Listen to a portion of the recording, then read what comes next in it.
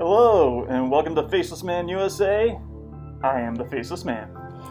And today, my question for everybody out there is, why do third wave / fourth wave feminists, why are they so against women learning self-defense?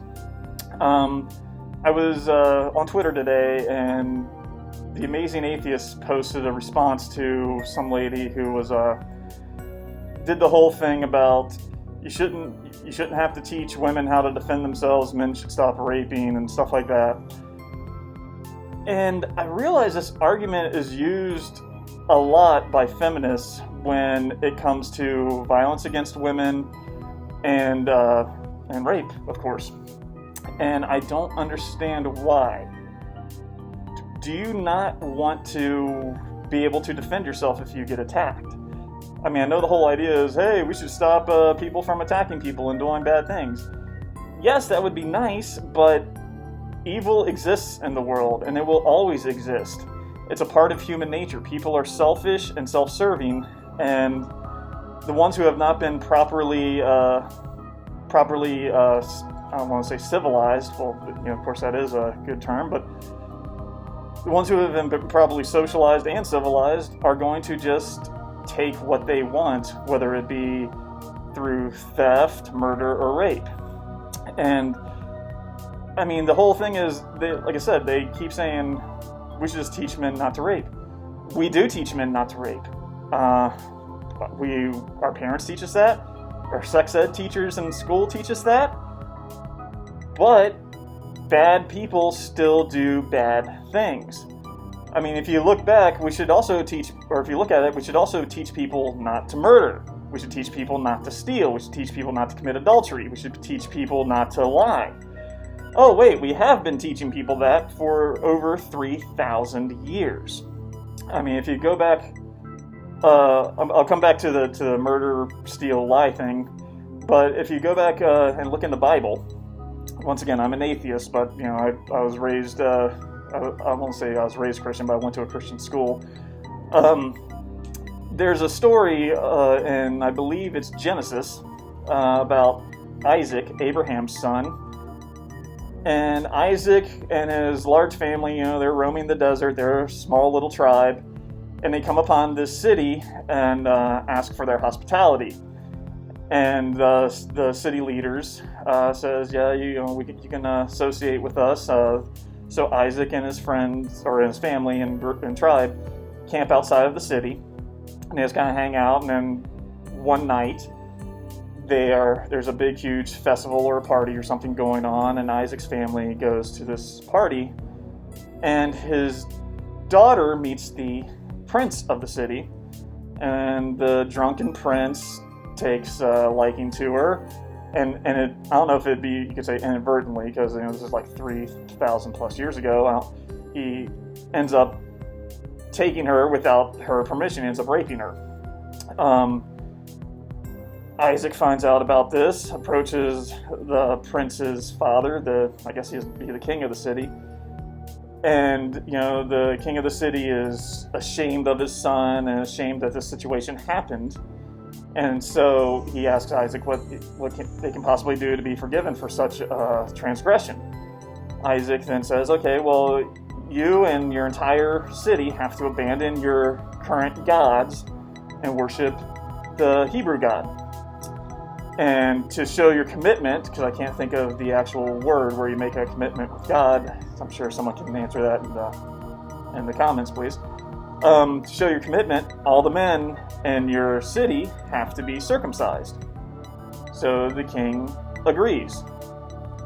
So one day they go and literally all the men in the city get circumcised.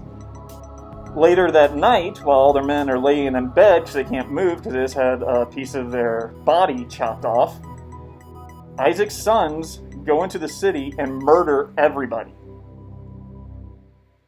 Because the king's son raped their sister. So this shows you even 3,500 years ago, there was a great penalty for rape. It was never an accepted, oh yeah, boys will be boys, and we just turn our eyes at rape. No, it was always bad. And then going back to the other things, like teaching people not to murder, teaching people not to steal, and stuff like that, those were also put down by Moses, or technically the belief is put down by God to Moses, that you're not supposed to murder people. People still murder. You're not supposed to commit adultery, which both consisted of cheating on your wife and just in general having sex without being married. I live in Hollywood. That shit happens all the time. They don't care if you have a ring on your finger. And if you want to hear a story about that, not a big story, but just a general story, please say so in the comments, and I'll make a later video on it. They say, do not bear false witness or lie. Well, if you look at Mattress Girl, Rolling Stone rape story, Jussie Smollett, people clearly bear false witness and lie. But let's go back to the whole self-defense thing. Why are feminists so against women learning how to defend themselves? Why do they want women to be vulnerable? Men are, well, they used to be taught to defend themselves and to fight and how to take care of themselves and their family. Women need to be taught this stuff as well. Everybody needs to be taught how to defend yourself. I mean, why are you against that? You know what? You know who's not going to get raped? A woman who can freaking kick the ass of the rapist or shoot him. That person's not going to get raped. Why are you against that? I mean, if we go by your logic, we could also go by, why do we teach people to look both ways before they cross the road? Why can't drivers just stop running over people? Well, drivers mostly don't want to run over people, unless, of course, you're in Charlottesville. Okay, look, Charlottesville is actually a very beautiful, beautiful town, and most of those people who were there were from out of state. So anyways, side note. Why do we teach you not to flash money around and if you're in a bad neighborhood? Why can't we just teach people not to rob people? Well, for 3,000 years, we have taught people not to steal, and it still happens. There are bad people in the world.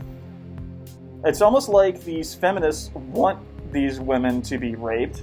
They want them to be victims so they can complain about, being victims and try to get all sorts of draconian laws passed.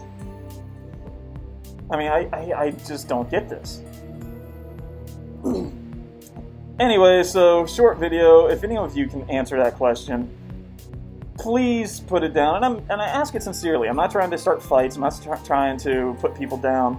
But why are these intersectional third wave feminists so against teaching people to defend themselves?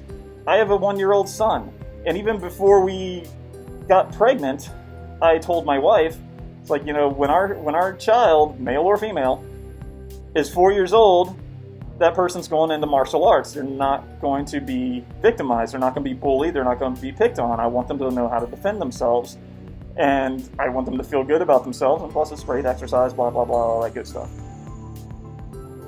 It's important that you teach your children to defend themselves because the world is not a nice place. Utopia does not exist. It will never exist, and one person's utopia is another person's hell. So we can only do the best we can by teaching each other to respect each other, but also teaching proper self-defense so that you don't become victimized. That's my video for today. If you like my content, please hit the like button, please hit the subscribe button, please hit the link for Patreon down below. That way I can afford to do this more full-time and start citing actual statistics and stuff like that. I'm the Faceless Man. This is Faceless Man USA. I will see you next time. Have a great day. Bye.